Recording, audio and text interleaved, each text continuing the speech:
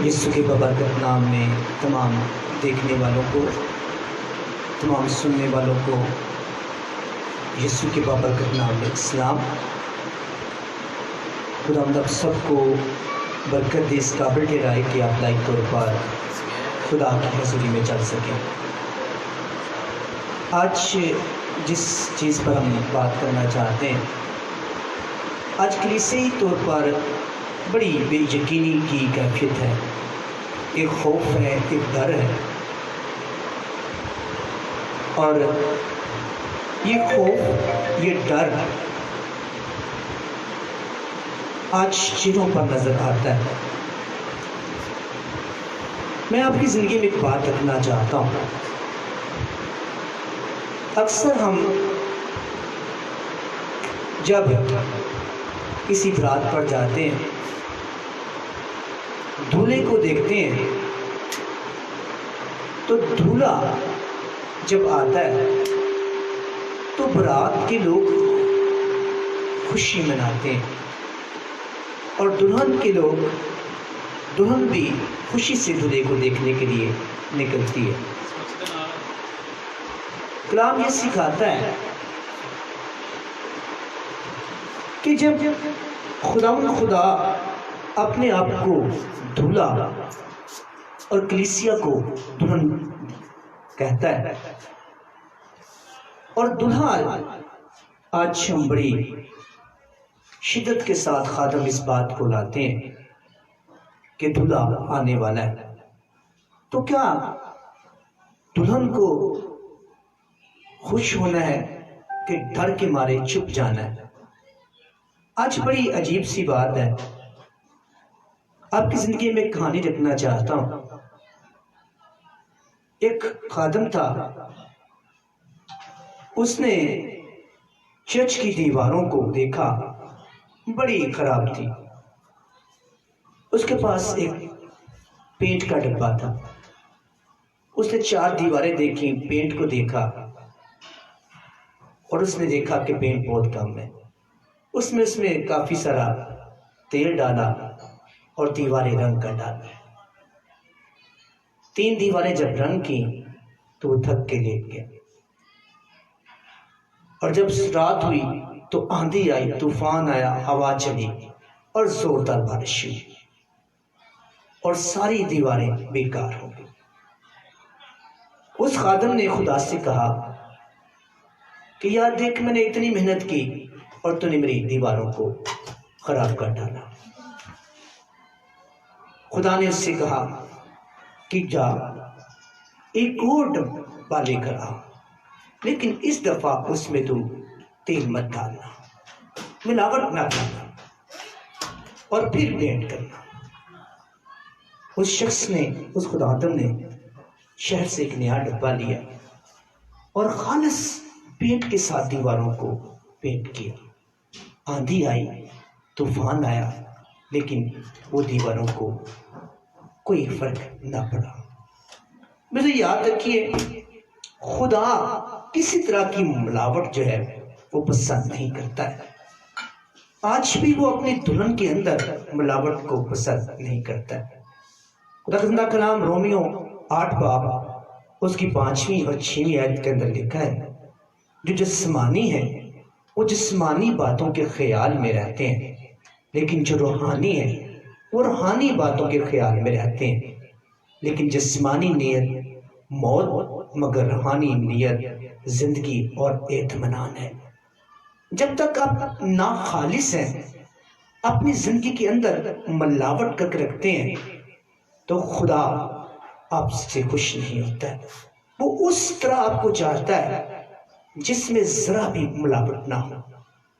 اگر میں کسی اب بوتل کے اوپر پیپسی لکھ دوں، اگر میرے پاس ایک بوتل ہے، اگر اس کے اوپر میں پیپسی لکھ دوں تو اندر اس کے پانی ہو تو یہ خالص نہیں ہے۔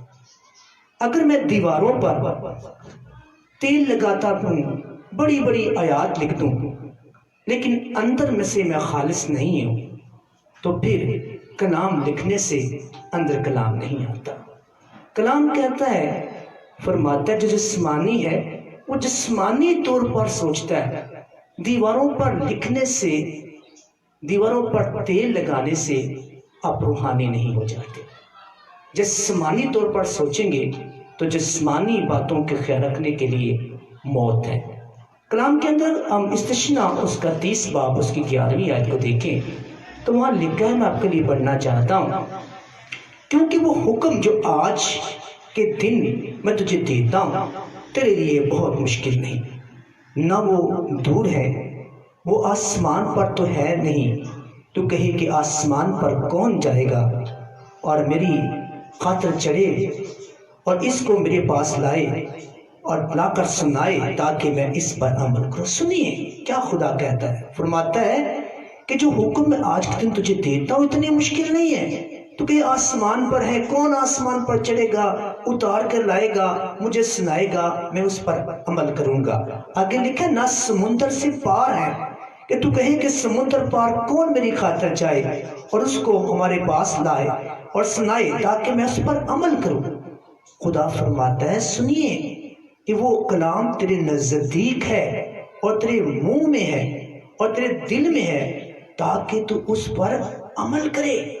ایسا کوئی شخص نہیں ہے جو نہیں جانتا ہے کہ دلہن کی تیاری کیسی ہونی چاہیے، دلہن کس طرح تیار ہوتی ہے۔ آپ شادیوں میں دیکھتے ہیں دلہن سب سے اسپیشل نظر آتی ہے، اور جب دولہا آسمان سے نیچے آئے گا تو ڈر اس کو ہوگا جس کی تیاری نہیں ہوگی، وہ خوف میں رہے گا، وہ جسمانی طور پر سوچے گا، وہ جسمانی نیت میں ہوگا، لیکن جو روحانی ہوگا اسے پتہ ہے میرا دولہا آتا ہے، اور وہ خوشی کے ساتھ سر بلند کر کے اس کا لیے نکلے گا، چاہے اندھیرا آ رہا ہو، چاہے موت آ رہی ہو، چاہے کچھ بھی آ رہا ہو۔ کیونکہ لوکا 21 باب اگر ہم دیکھیں تو وہاں لکھا ہے کہ قوتیں ہلائی جائیں گی اور قومیں ڈر کے مارے، دب کے مارے خوف میں آ جائیں گی، لیکن تم کیا کرنا، سر بلند کرنا اور اس بات کو جان لینا کہ تمہاری مخلصی نزدیک ہے۔ میرے یاد رکھیے ایک اور بات خدا کا زندہ کلام کے اندر لکھا ہے، اگر آپ کی تیاری کلام کے مطابق نہیں ہے تو چاہے آپ دیواروں پر تیل لگائیں، چاہے دیواروں پر بڑی بڑی آیتیں لکھیں۔ میں نے سادہ سی بات آپ کی زندگی کے اندر رکھی ہے، اگر پانی کی بوتل کے اوپر پیپسی لکھ دیا جائے تو پیپسی نہیں ہوتی ہے، پیپسی اس کے اندر ہوگی تو ہی وہ پیپسی کہلائے گی۔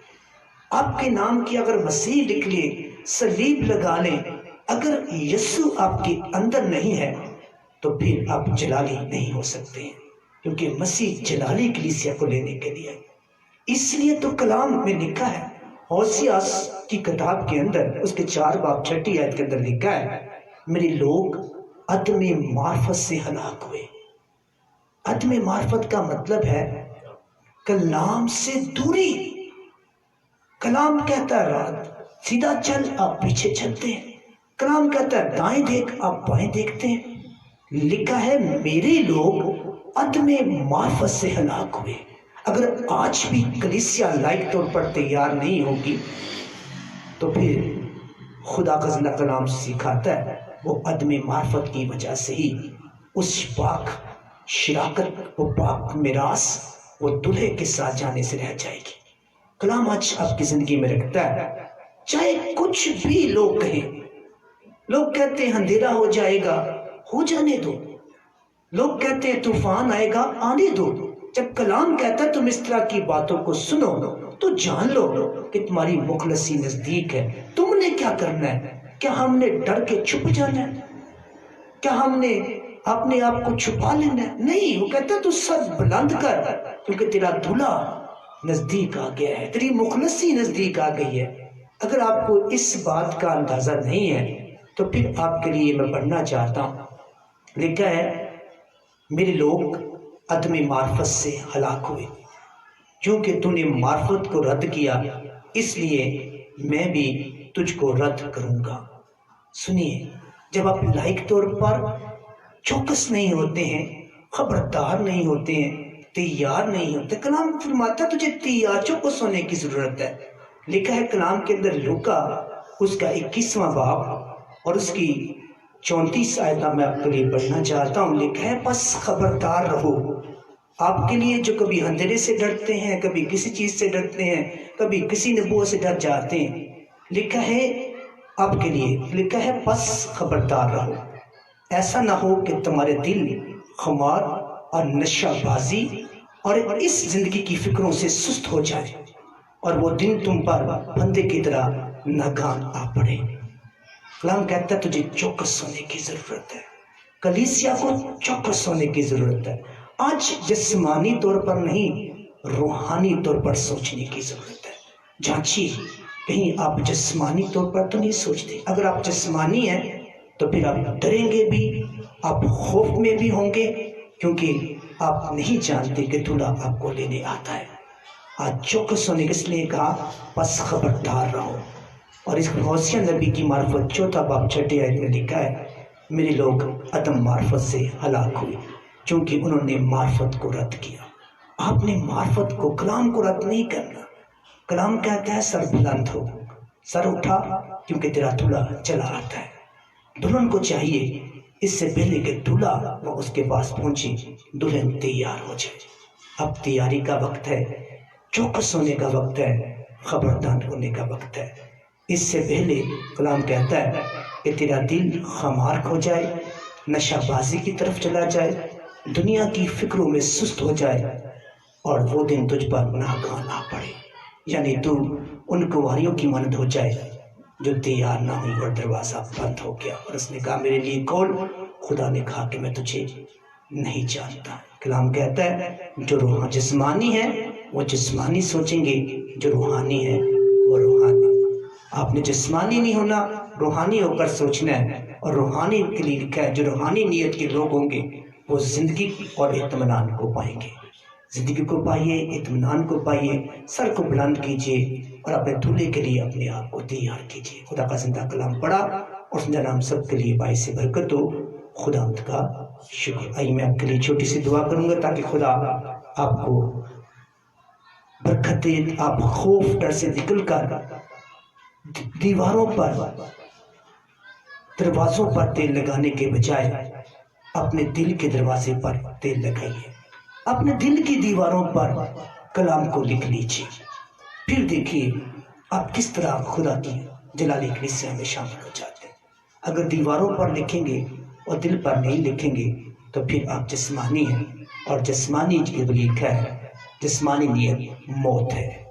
اے میرے زندہ خدا اپنی کلیسیا پر رحم کر، اسے روحانی طور پر تیار کر تاکہ جب تو آئے تو زندہ خدا یہ تیرے لائق بیٹے اور بیٹیاں ہوں، تیری جلالی کلیسیا ہو، تیری زندہ خدا وہ دلہن کی مانند ہو جسے دلہا پیار اور محبت سے لینے آتا ہے. جب تو آئے تو یہ ڈر خوف سے نہیں بلکہ سر بلند ہو کر تیرے استقبال کو نکلے. زندہ خدا کثرت سے اپنے لوگوں کو برکت دے تاکہ یہ دیواروں پر نہیں، یہ دروازوں پر نہیں، بلکہ اپنے دل کی تختیوں پر، اپنے دل کے دروازوں پر تیرے یسوع نام کا نشان بھی بنائے اور تیرے کلام کی باتوں کو لکھے. کیونکہ تو نے فرمایا جو میرے کلام پر عمل کرتا، اسے سنتا اور عمل کرتا ہے، وہی میرا بھائی اور میری بہن ہے. زندہ خدا یہ کلام کو سننے اور اس پر عمل کرنے والے بن جائیں اور تیرا نام ان کی زندگی میں جلال پائے. مانگ لیتے ہیں تیرے ہی پیارے بیٹے اپنے خداوند یسوع مسیح کے وسیلے سے. آمین آمین آمین.